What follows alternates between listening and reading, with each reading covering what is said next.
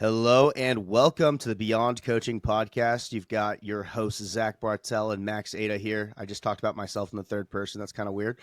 Today we're talking to Christy. She's a physical therapist, CrossFit and Olympic weightlifting coach. She's founder of Cultivate Movement. She coaches barbell classes for all levels, runs both locally competitive and nationally competitive tracks, and brings a rare combo of physical therapy precision and on-platform coaching. Christy started in hospital oncology care and helped build an amputee rehab program, specialized in breast cancer rehab, then took the clinical depth into the gym. Her focus is simple and powerful: optimize function and improve performance. Today, we'll dig into root cause coaching versus Band-Aid fixes, how to build a seamless rehab-to-strength pipeline inside a gym, and what coaches should know about pregnancy and postpartum training so athletes can stay active and confident. We'll also hit practical screens, quick wins for bar path and positioning, and how to talk to clients who were just told to stop training by their PT. Christy, welcome to Beyond Coaching. Thank you. You guys like my intro? That was great. That was best I've seen you do so far. I know. I'm really working on it. ChatGPT helps me a ton. So let's dive in. Christy, let's just start with, you went the normal, like the quote unquote normal hospital PT route. What clicked for you that you were like, I need to get into the gym and do this privately? It actually started with, I got my CrossFit certification for the level 1. So I started coaching, and I feel like you can't take the PT out of the coach. And so I started seeing all these kind of movement dysfunctions that I was like, if we fixed one little thing, you would move so much better, or you would be in less pain, or you could keep doing this long term and not have all these extra issues come up. So I kind of climbed first in the CrossFit world, and then I had my first Olympic lifter I worked with. His name is Scott Obici. He's a fantastic masters lifter. And he has kind of been like the dad of weightlifting in our community and has gotten a lot of us into the sport of weightlifting. But then I had so much fun working with him and being like, well, why aren't you locking out now? Like, what can we do from a biomechanical standpoint to fix your lockout, whether it's a strength issue or a mobility issue? And so kind of diving into that rabbit hole got me really into the Olympic lifting pathway. So I started studying a lot of Greg Everett's materials, and then did the Catalyst certification, then went through the USAW level 1. And then I got the opportunity to start coaching classes for Olympic weightlifting, which then turned into working with our more competitive weightlifters. So I can't work at the platform without putting my biomechanical side into things. But I think that's really helpful because it keeps our lifters healthier longer.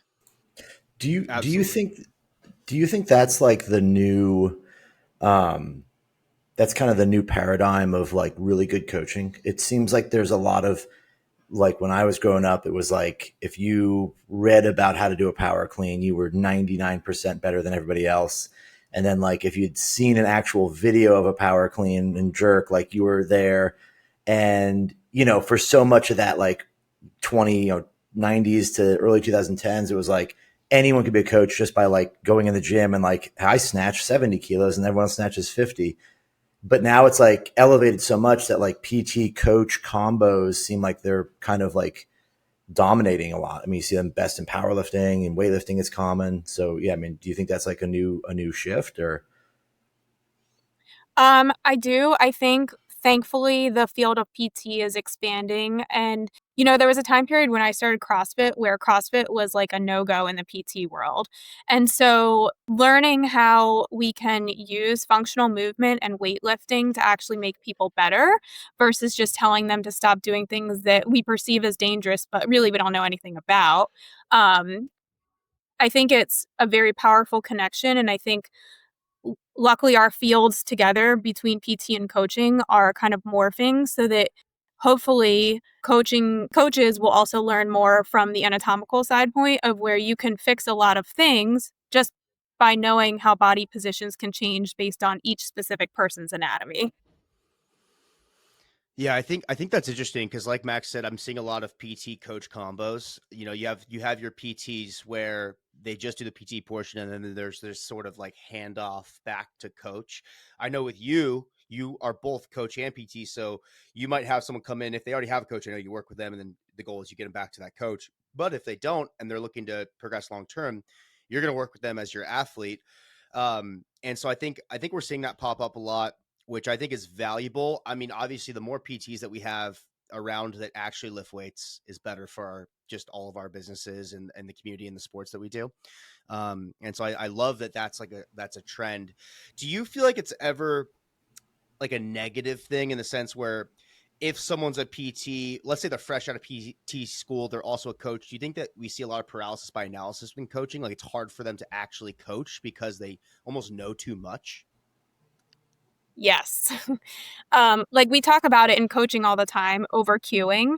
And so I think that's part of the learning process, especially with new PTs, is you want to try to fix everything at one time, but having experience and knowing that you can triage a person's movement patterns. So if you can pick the one thing that might fix three things at one time, you're going to avoid a lot of confusion, and most likely that athlete will remember that versus giving them 5 different cues on 5 different points. So I do think like experience and learning what that triage point of like trying to kind of come back to that root cause of fix one thing and you might fix multiple things versus fixing too many things at one time.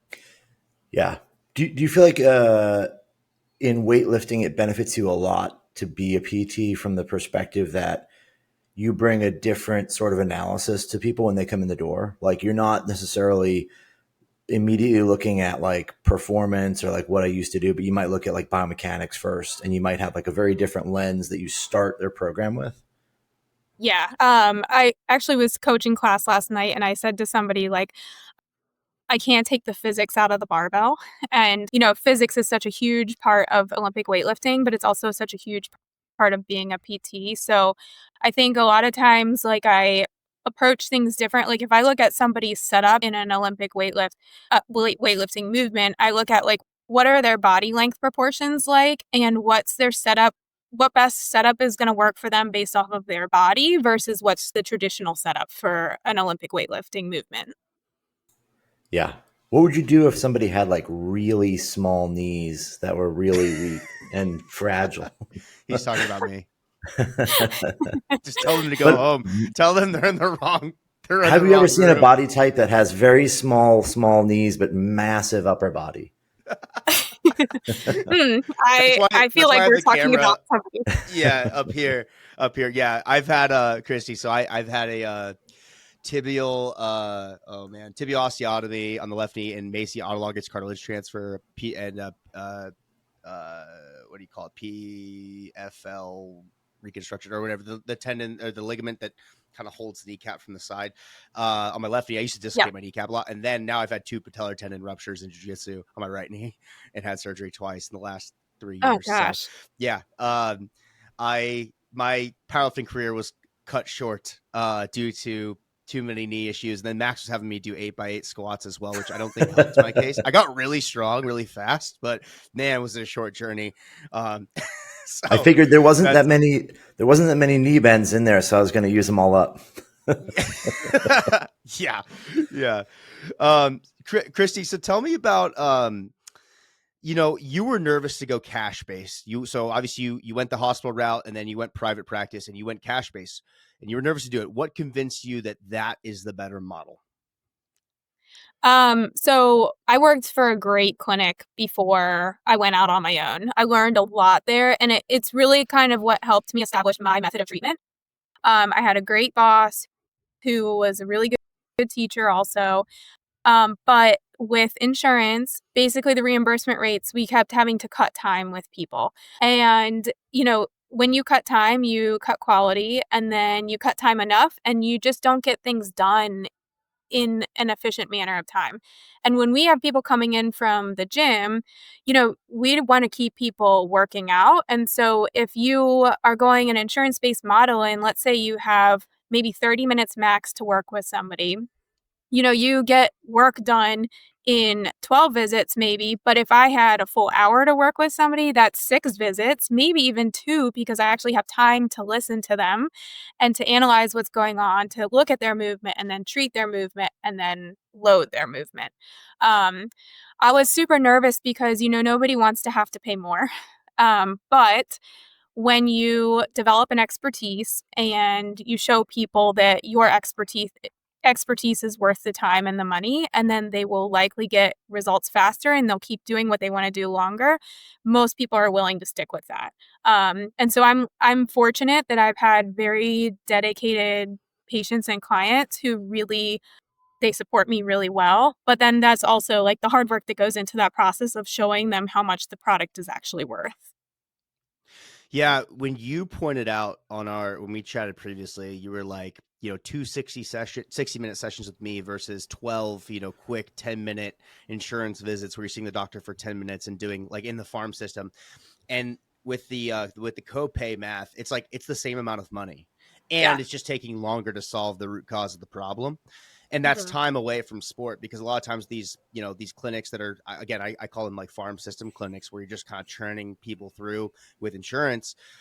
It's wasting time, and then they're away from their sport for longer.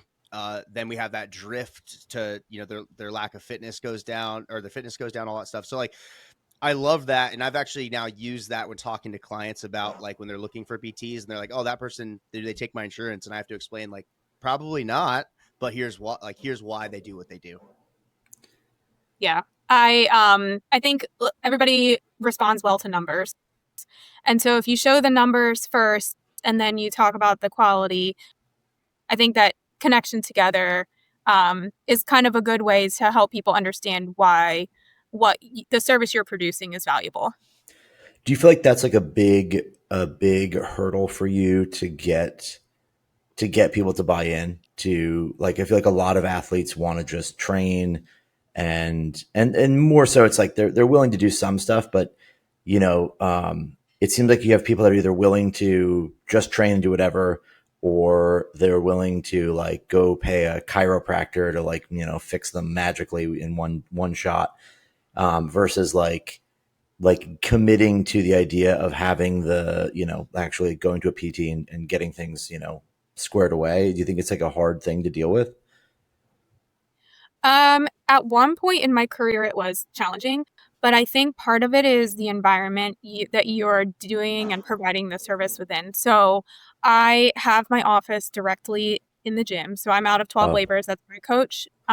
So I coach athletes and then I treat patients, and there's a lot of overlap there. And I think when your athletes or your patients see you kind of living the life they're living and seeing like you're kind of a role model in that situation, the buy-in is huge. And I'm very fortunate to work with really good coaches too. So coaches who have all, they may have seen me at one point and they believe in the process of trying to optimize performance with good physical therapy care. And so if they see something in class that looks wrong, they will say, like, you should maybe go see Christy and see if you can fix this nice. so that you can stay doing what you're doing longer. Nice. That's cool. Yeah. Yeah, absolutely. I feel like, again, part of it is like education, and that's where it's hard. Like I've talked about this, like we had Dr. Quinn Hennick on, and I even mentioned that to you, right, when we spoke originally. Like as a coach, I want to try and educate our clients and athletes about like, working with the right service provider when it comes to physical therapy and rehab. But I'm just a coach to them. Like I'm not Mhm. doctor. And so Yeah. if they go see their ortho, their primary care or their ortho, and the ortho says, you need to go, do this, or ortho wants to do surgery, obviously that they're incentivized to do so. But primary care is going to be, oh, go to this PT, whatever. They're not necessarily going to listen to me over primary care, especially if they're more like Gen Pop. And that's like a Mhm. hard conversation to have that I've just had to be like, okay, like, we get a lot of more beginners in person for our in-person coaching here at SoCal Powerlifting. And obviously when you're training hard and you're starting to push some numbers, things happen. You have your first little back injury or a little pec strain or something. But if that person doesn't have an athletic background, that's like a their really bad thing for them. They're like, oh my God, it's all is lost. It's over. I'm injured forever. And so it's been hard to communicate some of those things. So how would you, I guess, educate or guide coaches into having some of those conversations so that the client feels like they can trust coach and coach's recommendation? Yeah, I think one thing is, um, as a coach, because when I step into my coaching role, I have to create a little bit of a dividing line. Like, yes, I can't take my PT mind out of coaching, but there's also a line where I can't provide PT when I'm coaching. So it's recognizing maybe where your like career limitation might be and giving your client the right resources and to be able to go to the right person to take care of it. That's one thing. Like I always like to say, like, make sure you have a pocket of resources so that those clients trust that your resources are good ones also. I also like to explain to everybody that there's a process that comes with starting a routine. And soreness can be a normal thing as long as it doesn't last. I always give guidelines like if it lasts more than 48 hours, you need to eat your protein after you work out. You need to drink your water. And so when people come in and they have those little tweaks, I'm like, let's talk about what happened. Did you feel it while you were working out and you kept working through it? Or did you do all these things afterwards? And a lot of times there's like a piece of the puzzle missing. So I feel like communicating that same message to coaches and saying like, let's just chat through the routine. And a lot of times the client will figure out what happened in that process and then be able to say, okay, well, next time I need to focus on, pulling my shoulder blade back and that's going to help, or eating right, stretching properly, doing all those things before and after the routine as well. What do you feel like most people kind of get wrong in that stage, like that early, like kind of like getting beginners on, but also like from a PT's perspective, but also from a coach's perspective, where somebody comes in and they've never done anything, and maybe their first month of training they experience soreness for the first time. Like, do you feel like I guess where do you feel like people really go wrong with that slows them down as coaches? Yeah. Sometimes I think it's too much too fast, especially when you come into a client who hasn't had a routine for years. Sometimes starting with 2 times a week is exactly what that person needs to start a routine. So yes, they might still get some, they will probably have soreness after that. But I think that starting small and growing that over time, because in the PT world, we see that too. Like if we give people 10 exercises, they won't do anything. But if you give people 3 exercises, they're more likely to be committed to that. So I think like starting that routine saying like, listen, I know you're excited for this and you want to do 20 things at one time, but let's focus on one piece at a time. So maybe let's get you in the gym twice a week to start with, and we're going to focus on hydration first.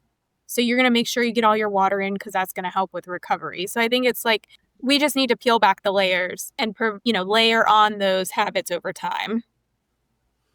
Yeah. Yeah, and I think it's like setting expectations and communication too. Understanding the athlete or the client that you're working with. I had a conversation with one of our coaches. He came into my office last week and he's like, "Hey, I need you to talk me off this ledge." I'm like, "What's going on?" He's like, "Okay, my client Adrian's doing regionals for USAPL West Regionals, which is this weekend." He's like, and he just got like a pec strain on like his last heavy bench, and like he's like, "I need to be good so I can be good for him. Like, you need to talk me off the ledge." I'm like, "Oh no, okay." Well, I was like, "Dude, he's gonna pull back. He'll be fine. All this stuff." But I was like, "Look, the conversation you need to have with him is because the goal is he's going to qualify for Raw Nationals at this event." Mm-hmm. And I was like, the conversation you need to have is, hey, understand, let's say he's going into this thing and pec still feels a little wonky. Have the conversation and say, hey, Adrian, like we can still shoot for qualifying for nationals, but like there's going to be some risks involved. Like it might not feel good and it could strain further. But you need to tell me what you want to do. Do you want to try and push your numbers and hit the target goals, or do we want to just take what's there that day and be more conservative? So I think a lot of it is coaches. We project onto our clients what we think they want and not what they actually want. And then there's the opposite of that, where client will obviously set unrealistic expectations for themselves. I want to go be a world champion tomorrow. And that's obviously not the case. That's, and so we also have to play bad guy and shift expectations to be reasonable as well. So it goes like, I think both ways. Mm-hmm. Yeah. Yeah, I would agree. I feel like I made similar mistakes when I was early on in my career where it was like, I don't want to put any limitations on anyone. And so they'd be like, oh, I could do this. I could come in the gym. It's like, do you think I could win the Olympics? I don't know, maybe. And it's like, 43-year-old, housewife. And it's like, I know that's not true, but like, you don't want to say it because you think that that's like, you think that saying that is restrictive and going to make them feel bad, when the reality is actually it's a positive thing to do, to say, hey, let's actually focus on what's really important, which is the next workout you're going to do. And this training cycle leads to a test or a competition, and let's see how good we can do there. Versus the like, yeah, sure, anyone can do anything. And it's like, cause you just lead people down this road of like, they get in their head about all kinds of things. Right. And then they don't meet expectation. It becomes even worse. Yeah. Then you get the email on Sunday that they're quitting. Yeah. It's not aligning with my training goals. This program currently doesn't align with my expectations of myself or something. Yeah. Yep. Yeah. I think we run into that a lot too. I mean, I work with a lot of masters athletes. So one of the talks we always have is, listen, you are not a professional athlete and you're not being paid for the sport. Yeah. So there needs to always be an element of fun in what you're doing. You have a full-time job, you have multiple kids, you don't sleep well every night. Sometimes you skip meals because you don't have time. So like, we need to talk about what training actually looks like for you. And you need to know that it's not going to look like an elite athlete's training. Yeah. 100%. I saw Dr. Mike Israel talk about this a little bit, talking about like, professional athletes, and like all they do is train, eat, sleep, and recover, and train, eat, sleep, recover. And like that, that's what you do. And you play video games because you're bored. And so I've even dealt with this where like I competed. So I do jiu-jitsu now, and I competed at like adult worlds at like blue belt and got silver. And I'm like, I'd lose to kids, 18-year-olds that were these phenoms from Brazil that all I do is train twice a day, 3 times a day. And then I started having some injuries and stuff. And I had to like have this realization of like, I work probably 12 hours a day, and I try to train and I try to eat, and like, I'm not recovering. And like, if I keep pushing down this level, I'm going to just continue to hurt myself, and it's not conducive to the life I want to live. My wife will probably leave me because I keep getting injured, and she has to take care of me. Yeah. Yeah. Yeah, absolutely. So one of the things I wanted to ask you, Christy, just, being tactical here from like an assessment standpoint. So let's say we have a lot of weightlifting coaches that listen to this. New client walks in the door. What kind of assessment should weightlifting coaches be taking new clients through during their onboarding to really see what sort of limitations or things that they should pinpoint or work on to help that client with their training journey? Yeah. So there are kind of like some more extended versions you could do versus more abbreviated versions. So like if I'm taking somebody through a screening, I always look at ankle mobility. So do they have dorsiflexion, the ability to pull their toes back? Because it's super important for squatting. Knee flexion and extension. Can they bend their knee? Can they straighten their knee? Hip rotation. Can they, especially the ability to internally and externally rotate the hip? Then I like to look at lumbar spine, thoracic spine, so mid-back, and then neck. Thoracic spine's huge because especially for things like the snatch, like if that ability to extend that upper back is not present, then something's going to be strained. It might be the low back, it might be the shoulder. And then I look at shoulder mobility. Can they go fully overhead with an extended elbow? So that's kind of like the long version of it. If I took it and I had to go really abbreviated, I would probably look at shoulder mobility, hip mobility, and ankle. Because they're 3 big spots, and you'll get information from each of those that'll say like, okay, well, if the shoulder's not moving right, then maybe the back's not. And so that kind of like fine tunes the process if you don't have as much time at that specific point. And how do you turn the mirror around and explain this to client? And then like, what would be, I guess, your things, your top 3 tricks or hacks to fix some of those issues? So as far as like explaining that to clients, I do a lot of demonstration. I feel like knowing how to show a movement incorrectly without hurting yourself and then correctly is super important. So it's part of the reason why I stay really active weightlifting myself, because if I can't show it, then, I'm going to have to look up a video for them or something. So I do a lot of demo. And then this is kind of where like my PT into coaching side of it goes. Like I try to have clients replicate what I'm doing before I manually manipulate them into something. Because if they can put their body into the right position without me giving feedback, they're going to learn better from that versus me having to, manually put them into a position. So lots of demo. And then kind of long-term, like one of the biggest things I always look at, whether we're in set up like a static position or dynamic position, is where they put their eyes in a movement. Because in anything you do, where your eyes go often dictates what the rest of your body is going to do. So if I can fix their eye position, which is going to fix their head position, a lot of times that puts them into a better position for the rest of their body. So their squat position will improve. If we're doing pulls from the ground, that improves. Even the overhead squat, like so many people who don't have that mobility yet, they drop their head and they push their arms back. But if we can get their head in the right position first and train that, then the rest of it sometimes will line up over time. Interesting. I hadn't thought about that at first, like with the eyes. I mean, usually we know like what, you can tell when you're coaching someone, but from the very beginning, thinking about doing that to get their positions a little bit more correct. Do you have like a barrage of tests you do, or do you kind of like start somebody with like an overhead squat and you get 90% of what you want out of some of these things? Or is it like, is it standardized for you? Yeah. So when I see somebody who I'll see from like the PT side into the coaching side, I'll do a functional movement screen. And so, I do like the whole head to toe functional movement screening process. And within that is an unloaded, basically arms up squat. So if they can squat, I do a functional regular squat first. And if they kind of pass that level, then I'll do the arms overhead. Yeah. And a lot of times that gives you a ton of information.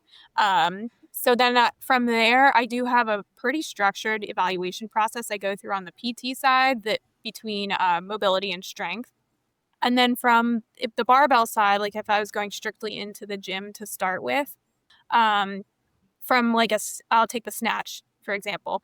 I like to see if they can hold a barbell behind the neck in a snatch grip, because I have some people who can't do that to start with. So that might be a first step for mobility. Overhead And then or from just there, on the shoulders? no, actually in the back rack Okay. position. I have some people who don't have that mobility to be able to do that. Right. Then if they can pass that, I'll see how they do with like a strict press behind the neck. And it might be a PVC, like it might not be Right. a barbell yet. And then I start working into the squat from there. Most of the time, you can kind of cue people into at least getting into like a power position versus a full squat. But I know automatically that if they can't get that bar overhead in that position, then they're probably missing something between the thoracic spine and like stability in the scapular region. Right. Okay. That's super cool. Yeah. One of the things you mentioned too that again was like a light bulb moment for me. So you said wrist pain often starts at the shoulder or lat. What are like your top 3 it hurts here but starts there patterns you're seeing in a lot of lifters? Yeah, so I look, if somebody tells me their wrist or their elbow hurt, I always look at the shoulder.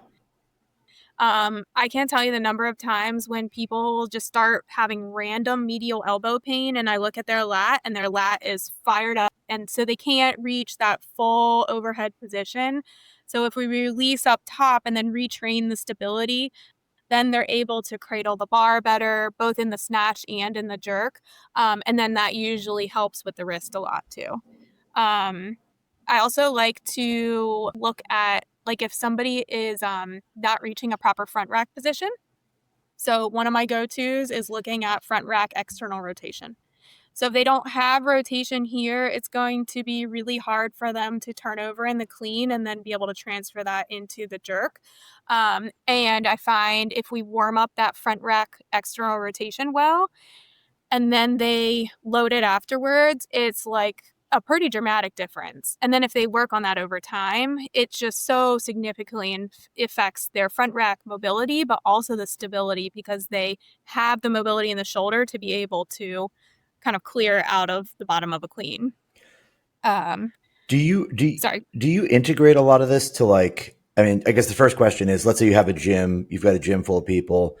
Do you put a lot of people on like a gym program where there's like one program, or individualize it? But then the second question is more, how much of this do you find that you integrate these kind of small details into everybody's programming where it's like, like you said, somebody needs a little bit more, rotation in the shoulder. So you throw in like specific stretching or specific mobility exercises, or do you find that you're like kind of broadly integrating these things? Like, okay, I know that most people are going to deal with this, so I'm kind of adding some like, pre kind of, I don't know, prehab is the wrong word, but the idea of like, I'm going to throw some things in that I know are going to be universally good for a broad audience.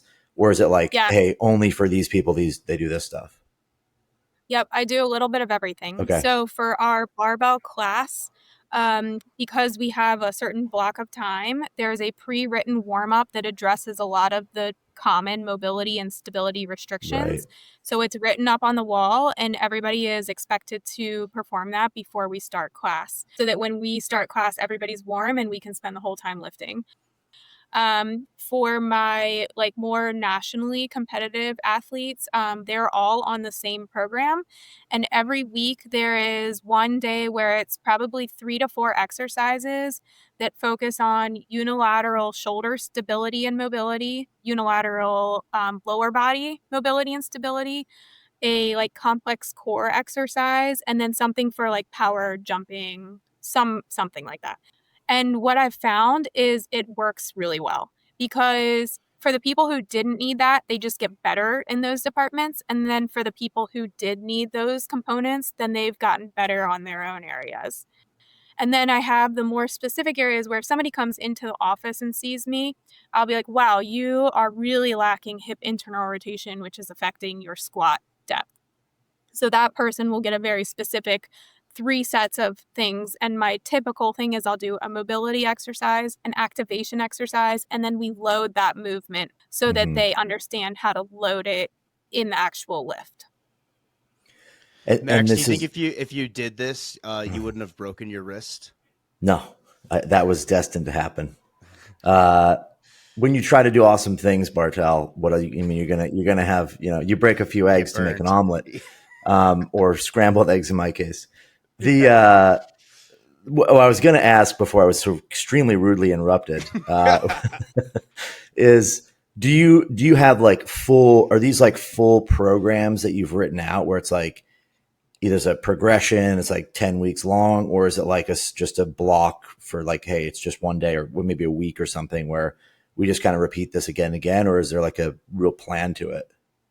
There's a real plan to it. So what I'll do is I'll do will typically do anywhere from like an 8 to a 15-week cycle, Mm-hmm. where like I kind of have this category that's more competition based, and then this category Right. that's like we're going to really pick a specific thing to work on.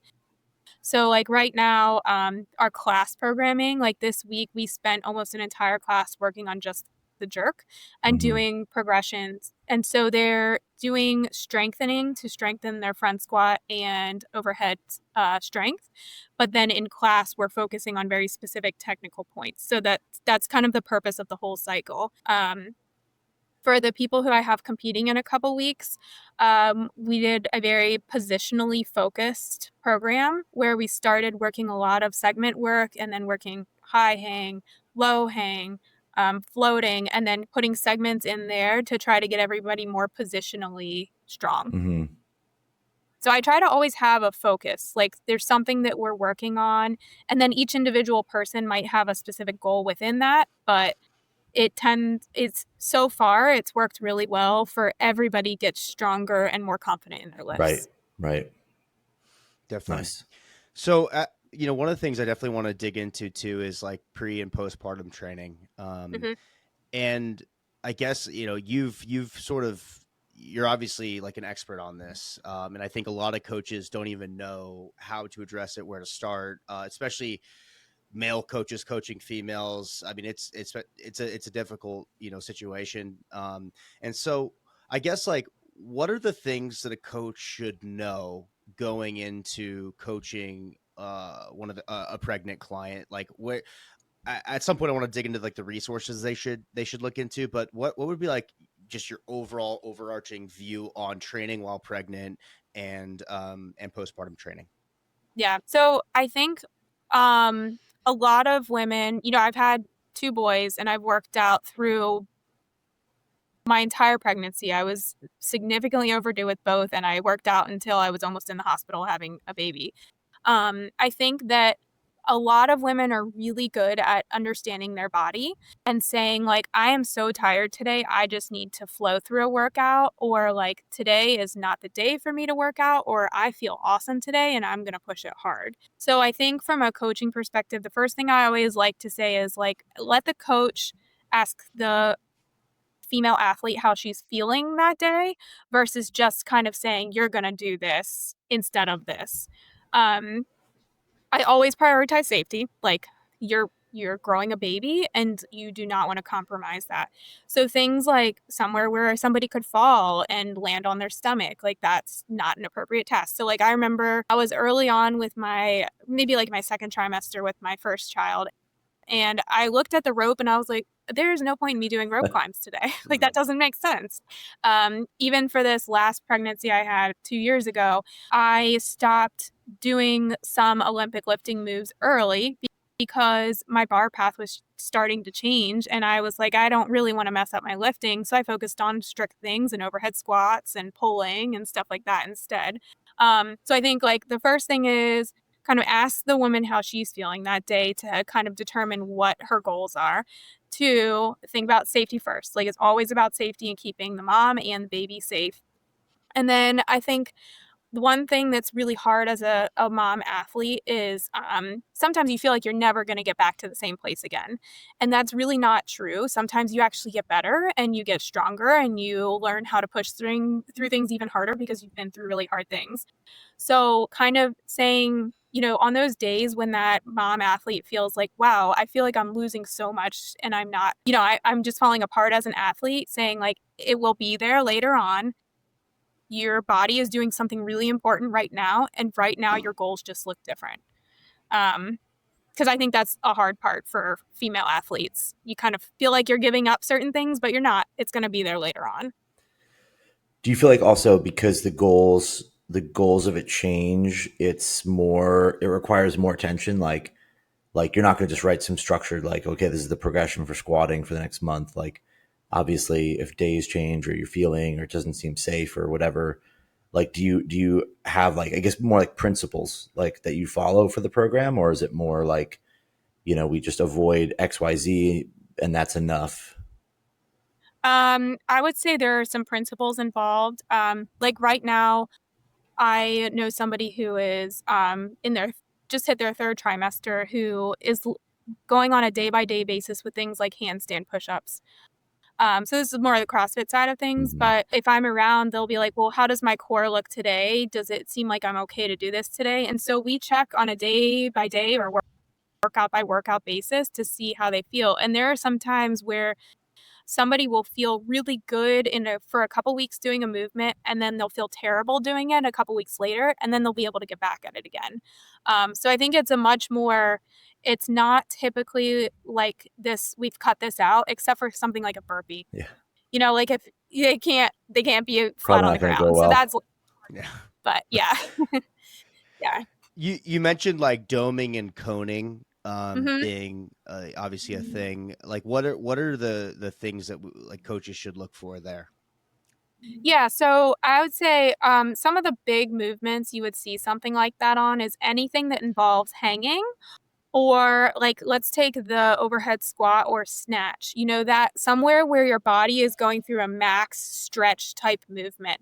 And what happens is that midline of the core, you'll see almost like a protrusion down the middle. And so while it may not be harmful, it's something that would be good to control for, because we don't want to enhance more spreading in that area. So usually what I'll do as a coach first is say, like, okay, if you brace your lower core, can we get rid of that?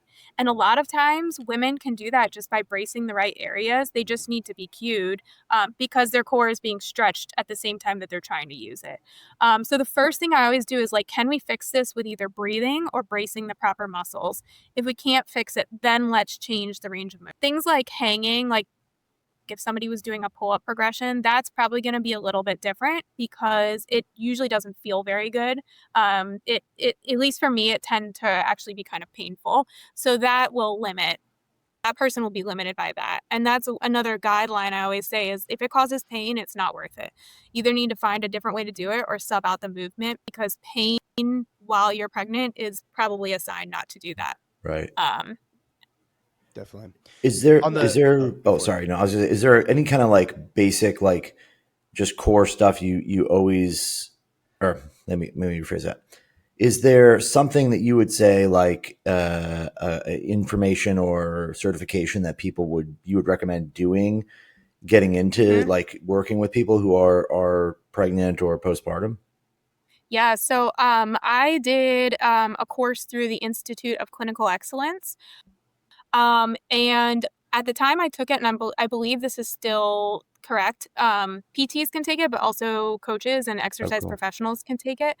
But it's taught by people who are very active in the CrossFit and Barbell world. So they bring out a lot of research about, what can we do? What should we avoid?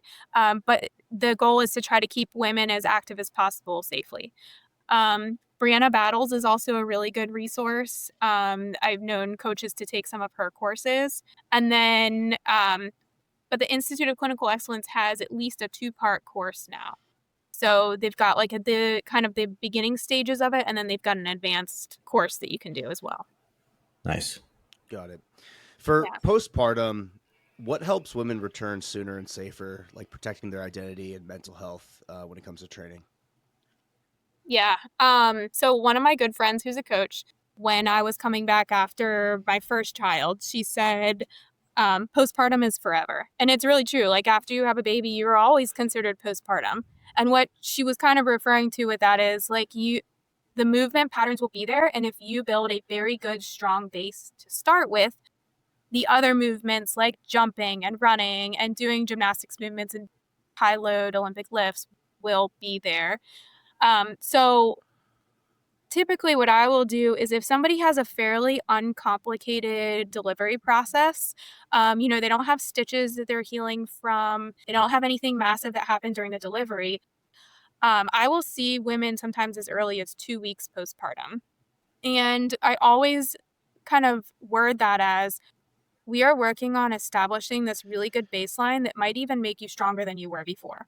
So teaching people how to breathe properly through movement, teaching them the right core muscles to contract at the right times, starting with really kind of what we'll call basic but foundational exercises like variations of getting isolated glute activation in different functional positions. So in the all fours quadruped position, in tall kneeling and half kneeling. And so then by that 6-week mark, if the mom is handling everything well, we can start loading more.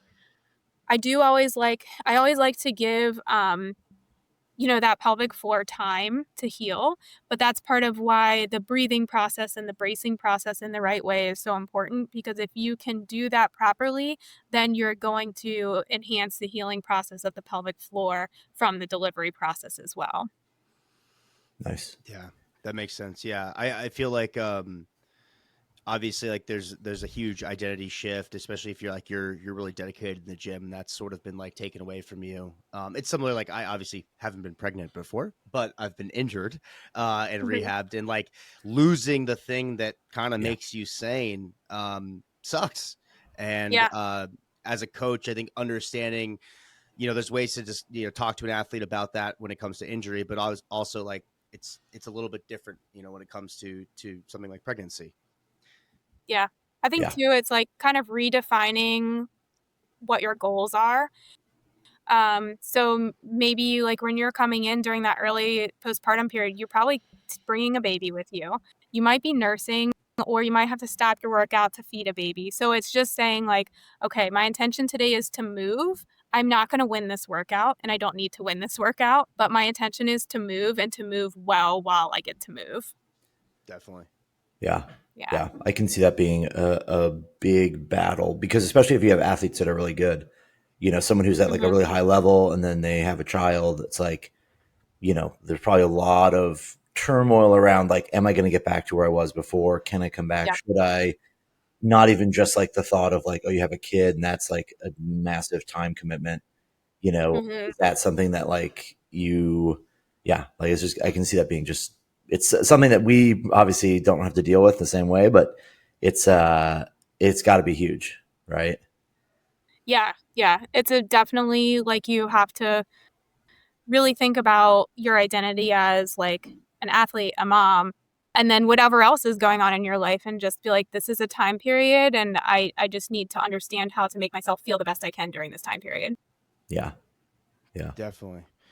Well, Christy, I really appreciate your time explaining all this stuff Thank today you. to us. I think that a lot of coaches can definitely learn from a ton of things that you shared on the PT side, especially to postpartum stuff as well.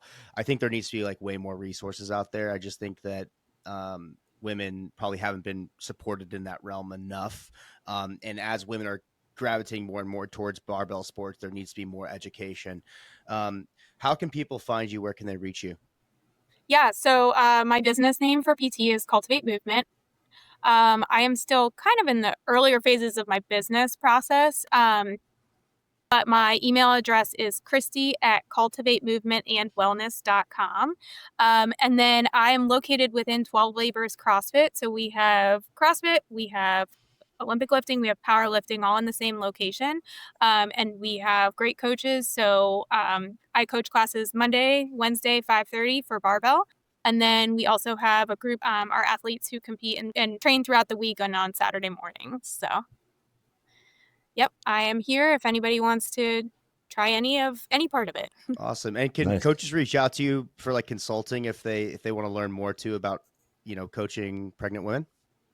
Yes, absolutely. And I think we talked about this at the beginning too, but one of the other big specialties I have is breast cancer rehab, and Oh, trying to wow. connect women from who have had breast cancer experience back into whatever sport they did or whatever activity they want to do. But a big part of that has been CrossFit and barbell. So that's another, if anybody want to learn about that, or if anybody needs a contact to connect women to that resource, I am completely available for that as well. Awesome. Awesome. Well, thank you so much. You're welcome. Thank you.